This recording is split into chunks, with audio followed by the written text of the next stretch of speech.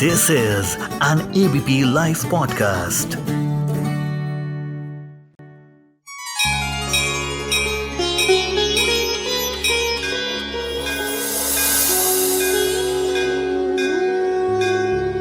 आप सुन रहे हैं रामायणा डायरीज।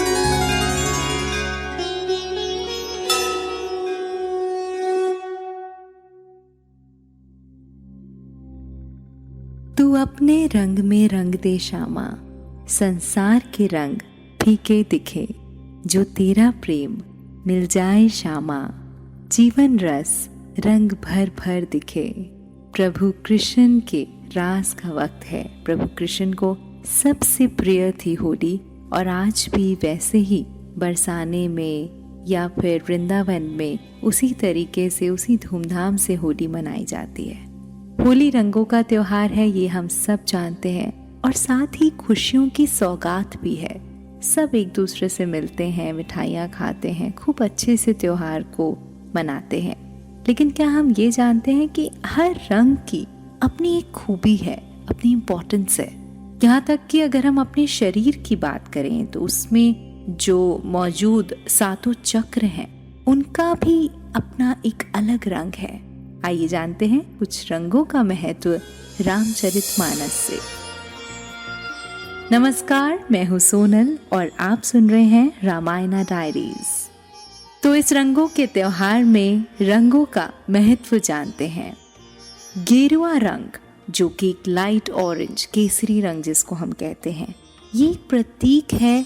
किस चीज का ये प्रतीक है, हमें ये जानना है, क्योंकि हम जब भी रामायण को टीवी में देखते हैं या फिर इसकी पिक्चराइजेशन देखते हैं तो गेरुआ रंग बहुत देखने को मिलता है। क्या इसका मन और शरीर पे कोई असर पड़ता है?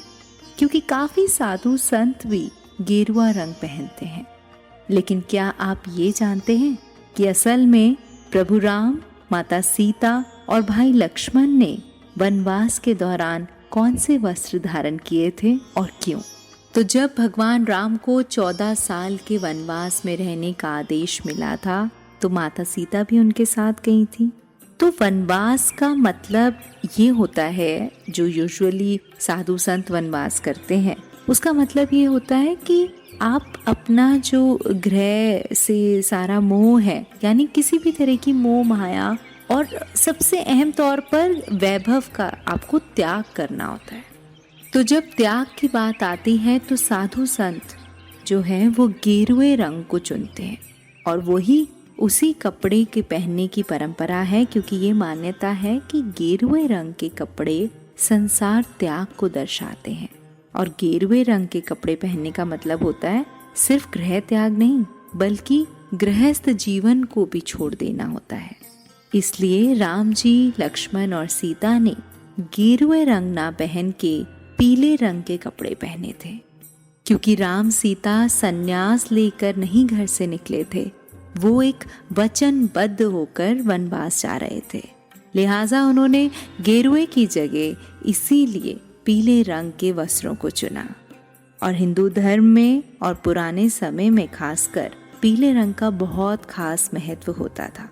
कोई भी धर्म का कार्य हो या फिर कोई भी महत्वपूर्ण कार्य हो, इस पीले रंग की काफी महत्ता होती थी, यानी सबसे ऊपर पीले रंग को चुना जाता था। और ये भी माना जाता है कि ये रंग देवताओं को प्रिय है।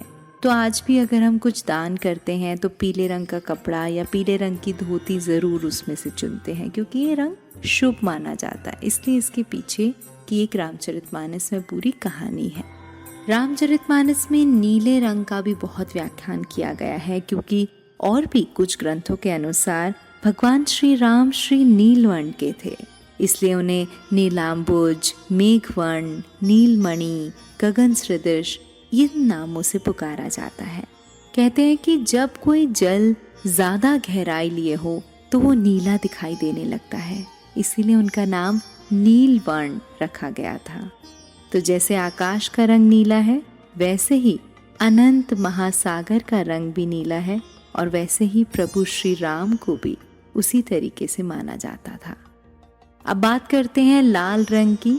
और लाल रंग के सिंदूर का रामायण में बहुत ही एक सुंदर कहानी है, जो कि हमने पहले भी इसके बारे में वर्णन किया था कि जब हनुमान जी जगजननी श्री सीता जी के मांग में सिंदूर देखते हैं तो उनसे आश्चर्यपूर्वक पूछते हैं कि माता, आपने ये लाल सी चीज क्यों अपने माथे पे लगाई है।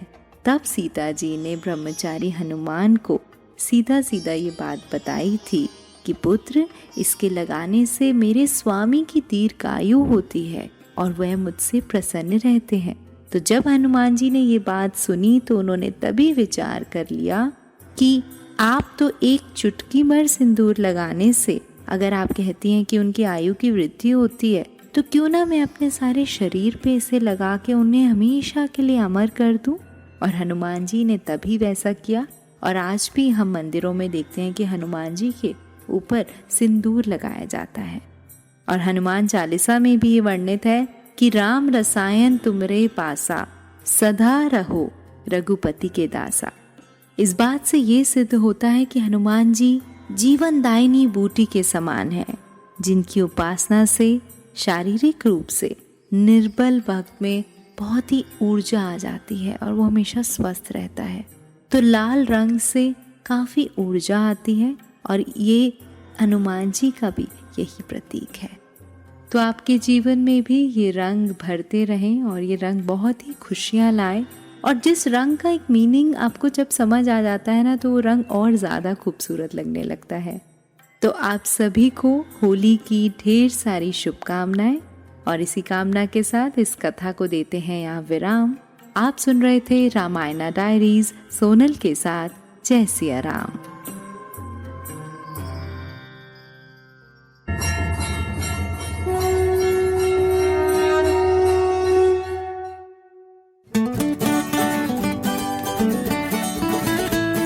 This is an ABP Life podcast.